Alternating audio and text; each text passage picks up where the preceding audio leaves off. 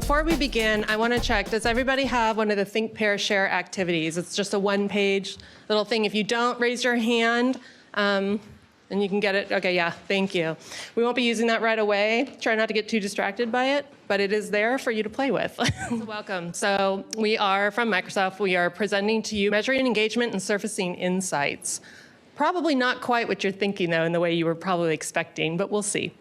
I am Amber Marcu. This is Lisa Gracias. We are two people of a tiny 6-member team. We are data informed, and what we are responsible for is essentially engaging with and helping the learning of 63,000 Microsoft engineers worldwide. So we're tiny in comparison. And part of what we're doing since 2017 is trying to figure out the role that data plays in that. And so in our mind, data plays a role that's actually very important, because one of the things we're looking at is indeed the standard tracking of learning activity. You guys are probably very familiar with these type of questions. Who's learning? What are they learning? Where are they learning it? When are they learning it? Maybe to some extent even how. Most of your learning systems have some kind of record of that. But what we really want to do is actually talk through more about the data that actually has far more to do with what's going on behind the scenes. We really want to get beyond reporting general attendance numbers and actually focus a lot more on what we're actually able to do. Because we believe that data actually allows us to reveal certain insights, certain truths, that allows us to actually confirm or deny hypotheses and lets us actually experiment in new ways with learning. And so one of the fundamental truths that I actually want to share with you today is that we're all learning professionals. We're all doing our best. We're all desperately trying to get funding, get recognition, share data with our leadership, make them understand why it matters and how it's important. One of the things that I want to share with you is that any one of us can do this. You just need the right data set or access to data. You need a way to understand or analyze it. And you need a way to communicate it. And you need those tools. And so I feel very strongly about the fact that anyone in here today should be able to do that. And this is important, and this really matters, because I want to be really painfully obvious about something. Yeah, we are Microsoft. We're still a tiny team. And yes, we are in engineering, so we must have it all right. But actually, we end up finding that we have more questions than answers a lot of the time. When we start diving into the data, we end up finding ourselves being like, okay, test A failed, but test B shows positive with our hypotheses, but why, what, when, how, what more? And we end up with more questions sometimes than answers. And that's actually okay. That's actually really okay. And the reason for that is, and every one of you should write this book down and read it if you haven't already.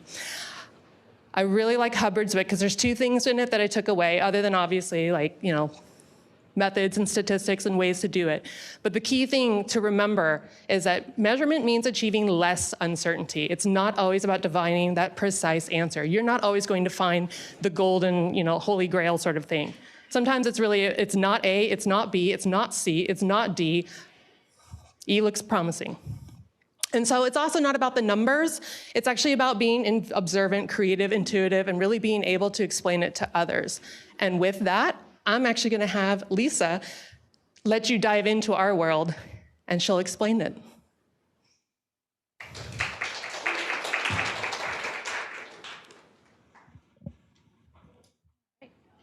Is this thing on? OK. Thank you, Amber. So I'm going to start by telling you a little bit more about the world that we live in, so that you have a better sense of the challenges that we're facing, as well as how we're approaching them. So like Amber said, we have 63,000 engineers worldwide. To put that into a little more perspective, that's about the number of people in Bermuda. So I like to think of it as we look after the learning needs of a tiny country, or rather, a tiny British overseas territory. I just learned that. So our engineers are all over the world. And when we say engineers, we don't just mean software development. We're also talking about hardware development and manufacturing, and we're also talking about research. Now, what that means is when it comes to learning and access to learning platforms and resources, there is no one-size-fits-all.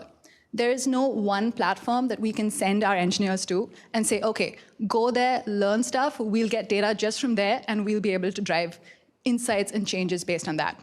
Instead, what we have is this vast ocean of learning resources. So what you're seeing on screen is the biggest platforms that we track, as well as the ones with the prettiest logos. But in actuality, there's a huge list of resources that engineers at Microsoft have access to. Now, the question that my team faces on a daily basis is, we are a tiny team. We're just 6 people, like Amber said. And we're based in Redmond, Washington. So how can we, tucked away in upper left USA, help nurture the learning needs of every engineer at the company? Essentially, how can we help them learn? And so that's why we use data. So we have a system that helps us aggregate and analyze what our engineers are doing on all of these platforms. Back button. On all of these platforms, but I'm not going to talk about how we set that up. Instead, I'm going to tell you a story about one of the ways that we use it. So the story begins a couple of years ago when in our annual employee survey, our team asked for a couple of extra questions to be added for us to be able to better understand what the barriers to learning were.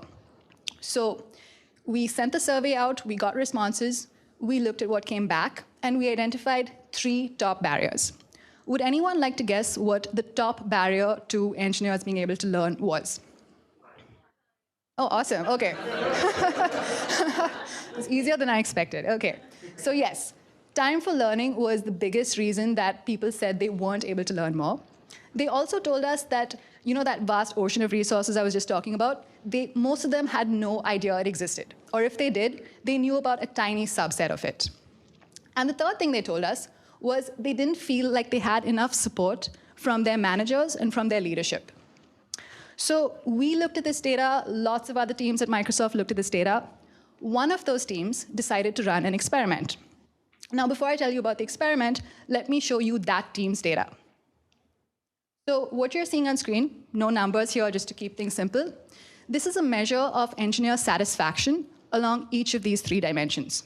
So you can see that they were least satisfied with the amount of time they had, most satisfied with their manager support, and learning and development resources were somewhere in between.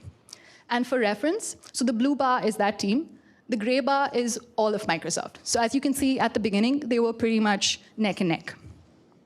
Now this team, when I say team, so this was 1,500 people. So could be the size of a company in other cases.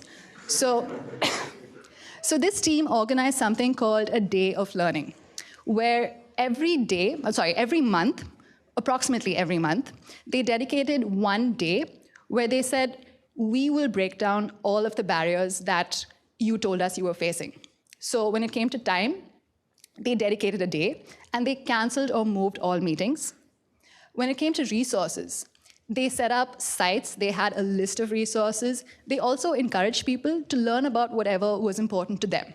So they didn't say, go to this place and learn about that. They said, do whatever will help you learn and grow in your careers. And there was broad organizational support.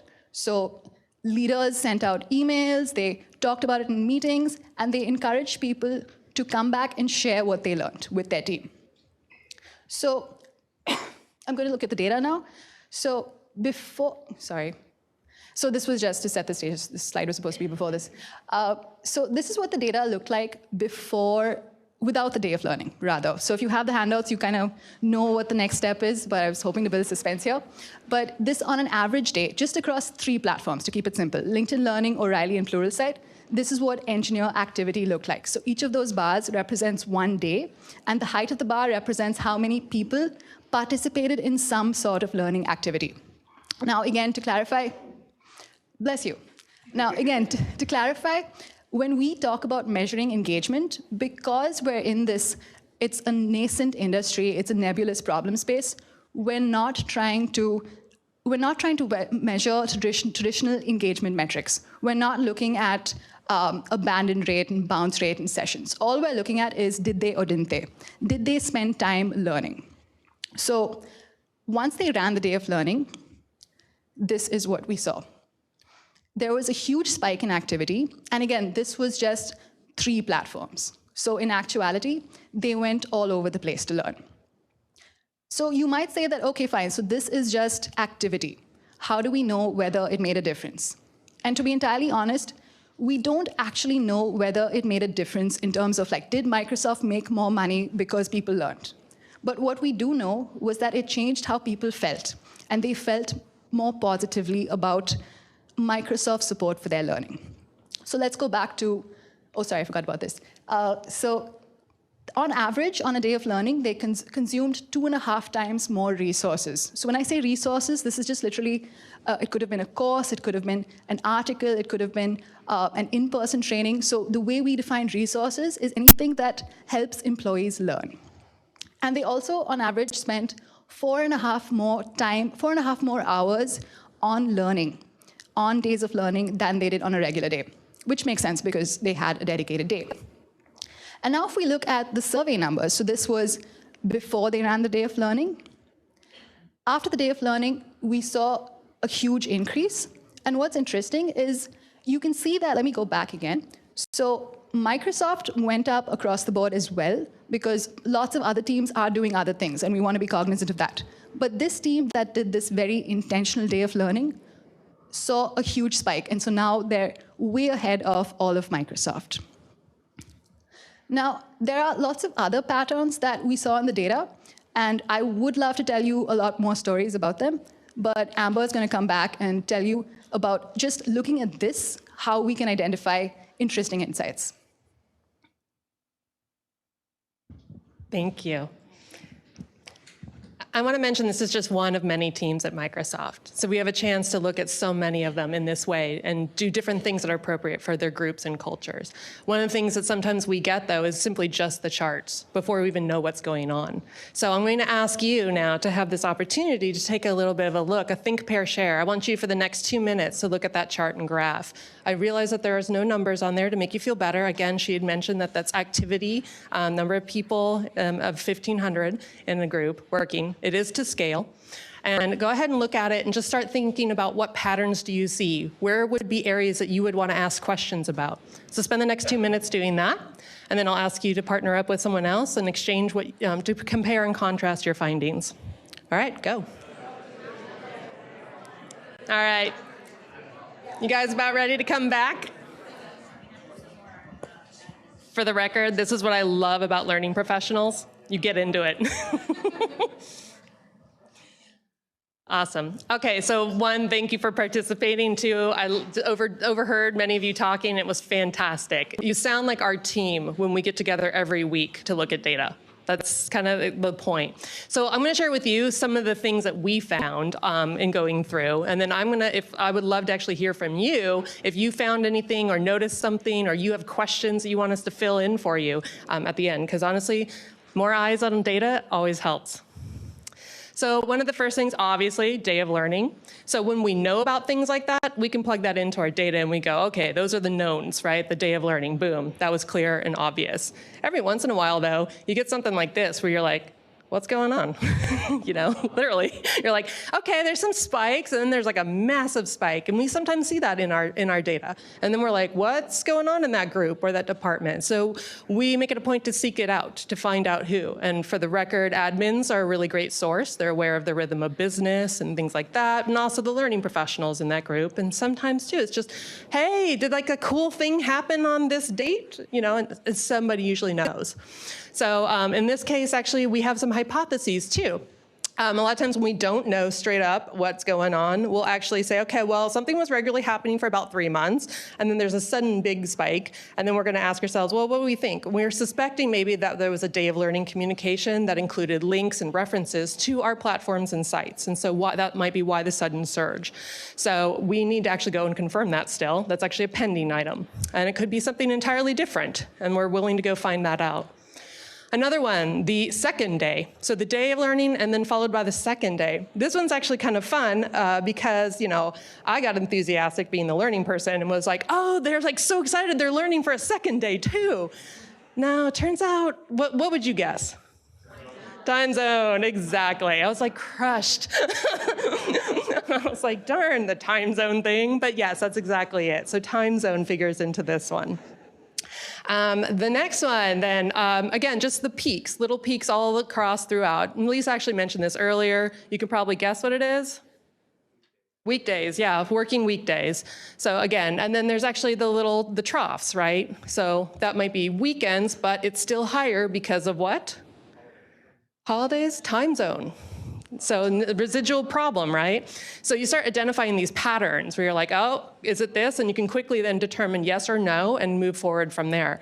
And then we're doing this all the way without numbers, right? Okay, and then this one too, declining trend, which we all know, everyone freaks out about this, right? Our leaders are like, they're stopped learning. It's like, whoa, stop. What we don't know is what they're doing outside of our platforms that we are tracking. So we have 3 platforms here that we are showing. We know for a fact that it was really high to start with, but you know what? If we were to look at that negative difference, like, are they still learning but elsewhere? Are they learning off the grid of our, of our purview where we can see? Are they learning Taekwondo on that day? Because frankly, that's an option. And we wouldn't be able to capture that. Other things too is maybe, folks aren't coming back to learn. Have we lost some manager support? Because managers can say things and do different things, right? So maybe meetings have crept back onto the calendar and things like that. So then it's worth looking to see, are groups kind of sliding through this one, and some groups are staying with it and others aren't? How committed is the whole entire 1500 org, really? And so these are questions to have. And then also leveling out. When you think about leveling out, is that leveling out? We only have 3 data points, kind of we're seeing. But another question came up, and I love that Lisa brought this up, was, are those the same learners or different learners? Because it may be new people, could be repeat people, worth finding out. And so we can dig into the data deeper to determine that. And then all together, when you think about that, that's just the tip of the iceberg. We did this in what, 10 minutes? Yeah, we were able to do this in 10 minutes in our team. Anyone caught anything else that we haven't? Love to hear it. Yeah, Jake. It looks like there's more engagement in the fall. See, that's what I said. Thank you. Right, yeah, so in general, there's actually kind of like, and I don't know if you've ever done this, the paper test. I do this all the time, and everyone in my workplace is like, oh, here she goes again with the piece of paper. Not me. You just need a general rule to kind of see, right? Just block it off. Like, are there peaks above that point? And that helps you just kind of see, like eyeball it, and then you can dig into it behind the scenes with the real data. And actually, that's a good point. I think it's our required learning that plays into that, actually. So that's right around that time frame. It's also kind of recently back. A lot of folks have highly recommended or required learning as part of their job changes too around that time. Again, worth looking into some of these for sure. But we know required learning tends to fall in our September range. What else? Anything else? Ooh, we got lots of them. Okay, Kate. It was Kate, right? Yeah. Okay. One of the things just regarding the downward curve as Mm-hmm. is always going to be a natural. Yeah. Every launch a new feature, a new product, uptake, and so it's actually settling out and like away.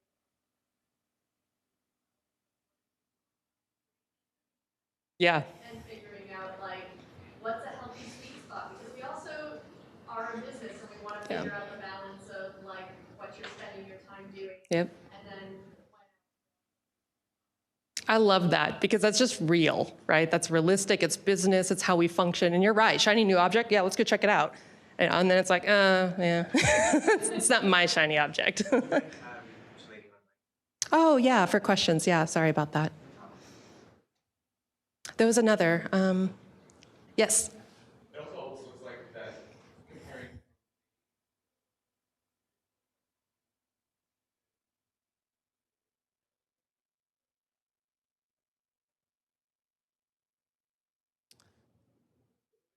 Yeah. Yeah, a little bit higher, right? Yeah, worth looking into. Yeah, that's a good point. You're right, there's generally higher on the weekends. One more.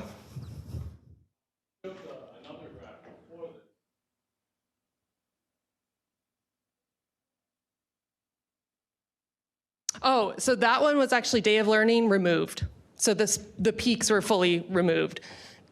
So that was why. We extracted them. No, before the day of learning. Yeah, I think it's this one. because we were trying to make a point. I think that was the one that you talked about. Yeah, the one Lisa talked about, which was this, no, this one. Yeah, so that's not actually weekends. This was before a day of learning being inserted in. No, good question though. And always good to clarify. Yes?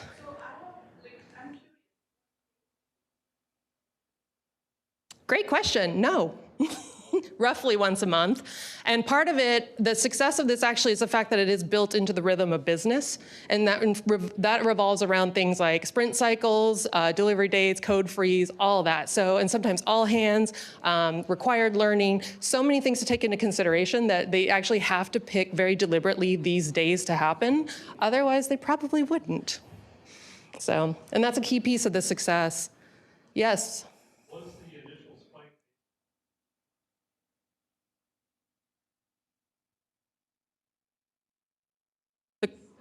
Yeah, the question was the tracking started before we started tracking it and looking at it? Was a program enacted before or after our involvement? Okay. Which spike are you talking about? This one? Oh, that one? So the learning days started here. So we don't actually know why it suddenly spiked there. Like Amber said, like maybe they did an extra push around that. But that's something we're going to find out about. But we have been working with the group for quite some time, so we were aware of their day of learning. If it wasn't before, it was right at the early levels of, because they were discussing with us, how would you conduct such a day? How would you formulate it and design it?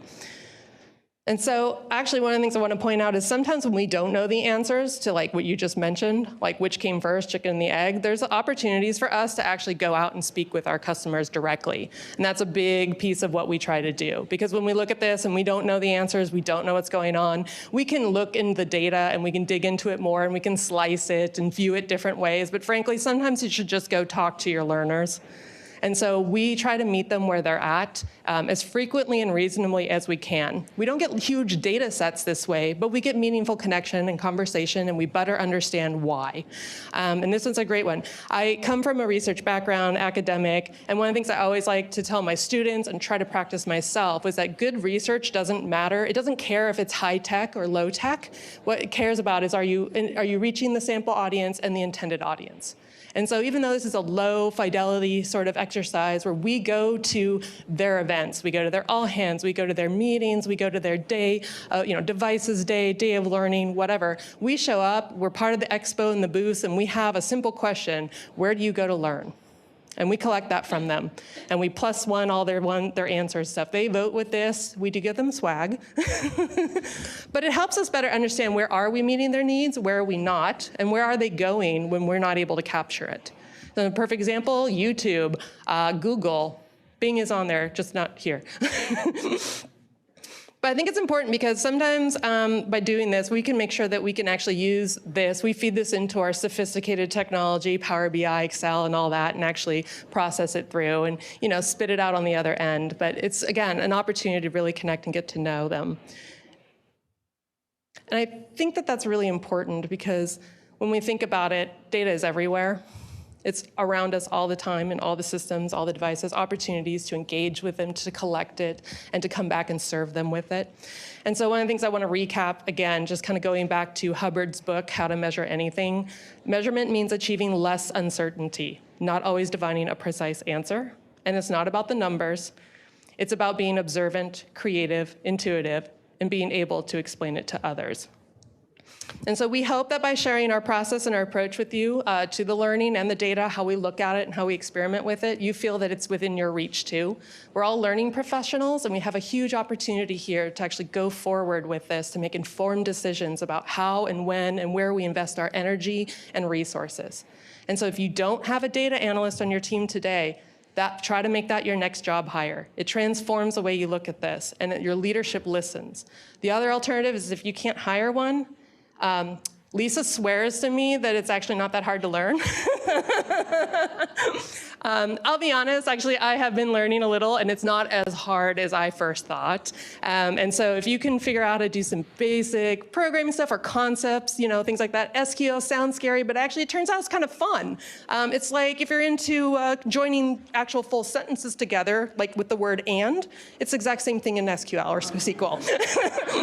So don't be intimidated, is what I'm trying to say. Will you be a Lisa, a data analyst like her? Maybe one day, maybe not, but that's okay. Figure out where you can partner with others, or like I said, find the skill set to do that.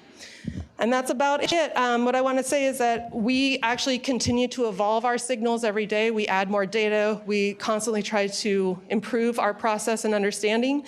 So one of the things that we're always doing is trying to make sure we connect, whether it's 1,500 engineers or 63,000 engineers worldwide. Thank you. We would be more than happy to take any questions in the 50 seconds we have left.